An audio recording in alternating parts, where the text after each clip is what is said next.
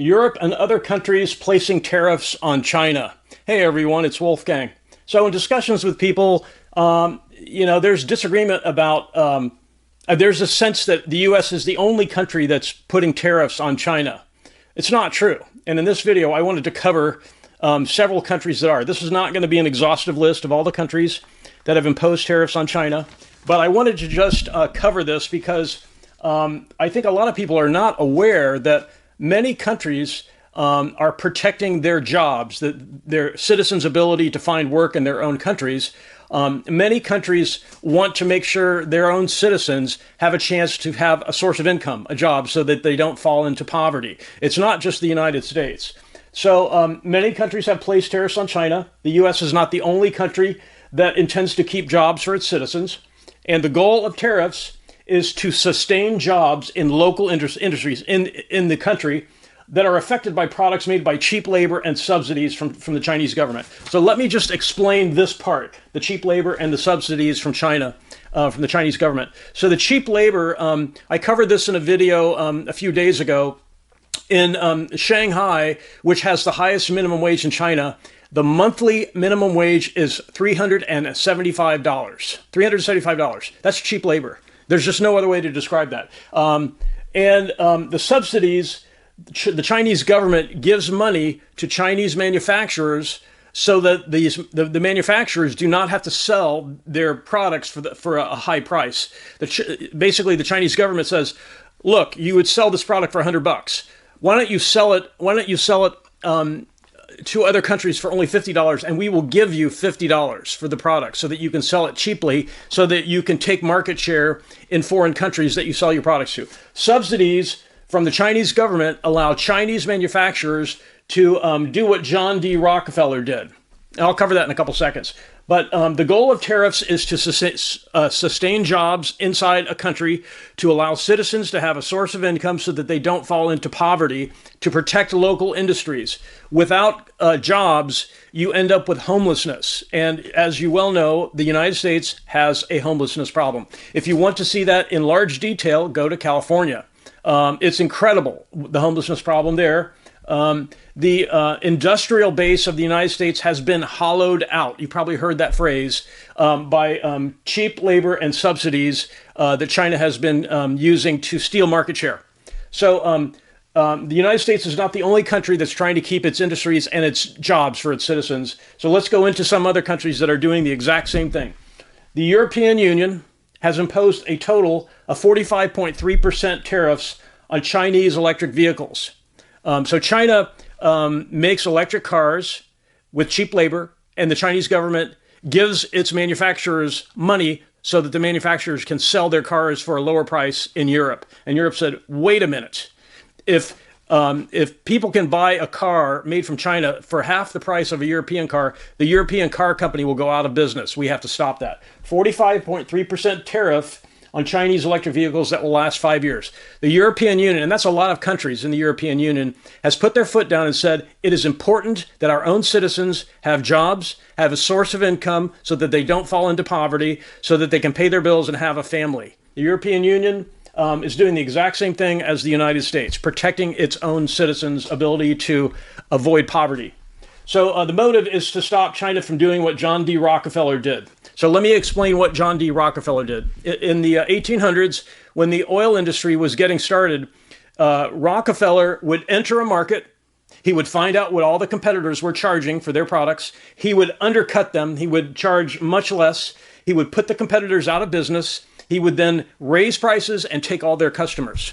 That is a predator. That's predatory. The U.S. government shut down Rockefeller, broke up his company. The U.S. government broke up Standard Oil. You can read about that in history books. Because this tactic of destroying competition by dumping a product into a market with the sole purpose to eliminate competitors is not good for consumers. Because if there's only one company making a product, they can charge whatever they want and no one has any alternative. So right now, China believes that they're in that position right now. China has a sense that they may be the only provider of products, and that at some point, because they've wiped out so many industries in so many countries, that they will soon be able to charge whatever they want for their products. So many countries, including the European Union, have put their foot down and said, no more. 45.3% tariff on Chinese electric cars. So Rockefeller got called on this, and the U.S. government broke apart his company.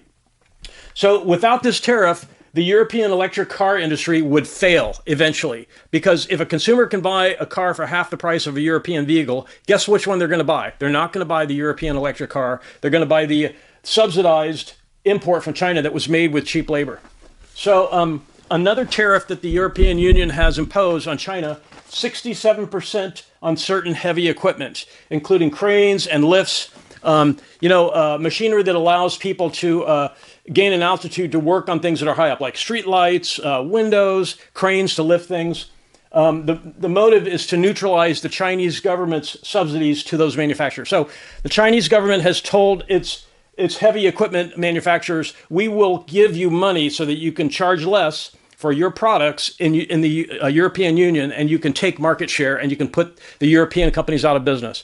So the EU said, no, we're not going to allow that. Here's a 67% tariff on those products. That is to even the playing field, to prevent China from putting European companies out of business and eliminating all those jobs, because that would just create a lot of poverty in the European Union, and the EU doesn't want that. Okay, so moving on to another country, Canada imposes a 100% tariff on electric vehicles from China. 100%. They double the price. If China wants to sell a product in Canada, the price will be double because the Chinese government is subsidizing the electric car manufacturer in China. Here's money. Go sell the car in China for half of what you would otherwise have to, because we're giving you money for half the vehicle. Half the price of the vehicle. So Canada, if you thought 67% and 45.3% tariffs were high, Canada, 100% tariff on Chinese electric vehicles. Okay, so Turkey, another country imposing tariffs on Chinese products, a 60% tariff on government-subsidized agriculture and food products. So Turkey has said, we have people in Turkey who are earning a living in the agriculture industry, and we are not going to allow subsidized products, artificially cheap agriculture products from China, to eliminate all the jobs in Turkey. We do not want to create poverty in Turkey. We want good jobs, because Shanghai has $375 a month minimum wage, right? So very few countries have a minimum wage that low. The U.S. certainly doesn't. And so Turkey is yet another country that's protecting the jobs in its own country. Okay, another country, Brazil, imposes tariffs on China, 35% on fiber optic products from China, because again, the Chinese government subsidizes those manufacturers in China. Here's money, go to Brazil and charge much less for this product because we're paying you for a portion of your cost. So you can sell it for much cheaper. You can go to Brazil, put Brazil companies out of business, impoverish Brazilian people, and then we will take the whole market and we will raise prices, basically what Rockefeller did. So this is a tactic. It is a predatory tactic the end result is you end up with poverty and homelessness because there are no jobs locally. All the jobs have left. There has been a hollowing out of industry. So I didn't have room for all the other countries. So India places a 12% tariff on steel products to prevent China from dumping steel in India. Mexico imposes up to 25% tariffs on Chinese products. South Africa imposes 10% tariff on solar panels. And there's a long list of countries that are doing the exact same thing that the United States is doing, preventing poverty from destroying their country, keeping jobs in existence, allowing companies to survive subsidies from the Chinese government. Now, if the Chinese government would do the right thing, and here's what the right thing is for China. The right thing to do is have a world competitive minimum wage so that Chinese citizens are not in poverty, and stop subsidizing Chinese manufacturers. Just stop it. Because countries, the EU has imposed massive tariffs on electric cars. Canada, even more than double. Countries are not going to put up with that. Countries are saying, look, We need jobs for our citizens in our country so that they don't fall into poverty, so that they can pay their bills. China, if you're going to behave this way, we are forced to take action to protect our citizens' ability to avoid poverty, to have a job, to have a source of income so that they can raise a family. Because if all these countries didn't do this, eventually China would have all the factories and they would be able to charge whatever they wanted and the world would be in trouble. And right now, when I talk to people about this, a lot of people are saying the following. They're saying there is no way that the U.S. will be able to find another source for the products that are currently coming from China, because China is already in a position where they have wiped out manufacturing in the United States. So we're already well down the path of our own citizens being impoverished, falling into poverty. So it was long due to impose tariffs like all these other countries are doing.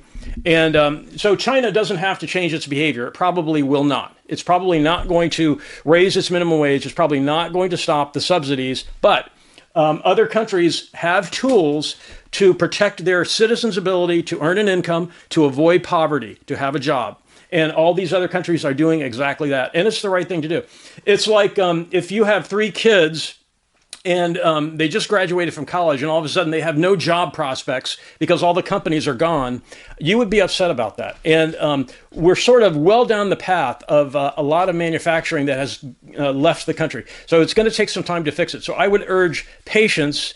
And John D. Rockefeller did not fare well. He did not end up, he ended up with a lot of money, obviously, but having the government come in and break apart your company is a bummer. That must have been a heavy burden for somebody who had spent his life putting competitors out of business using unfair tactics like China is doing right now. So if you have any questions about that, please post questions in the comments.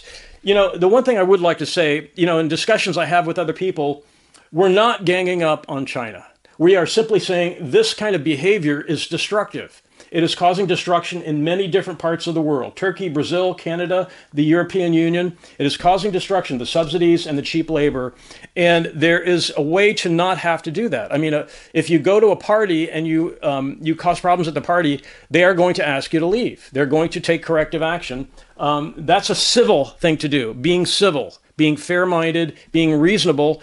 So we're not ganging up on China. We're simply saying this sort of behavior, this John D. Rockefeller sort of behavior, it's unnecessary because the pie is big enough to share. We don't need to have all the manufacturing in one country and all the citizens in all the other countries have no jobs and they are in poverty. That is a disastrous situation that all these other countries are fighting against. They put up tariffs to make sure that doesn't happen, which is a good thing. So I'd be happy to answer any questions you have. Please post in the comments. And I really want to thank everyone for watching and have a great day.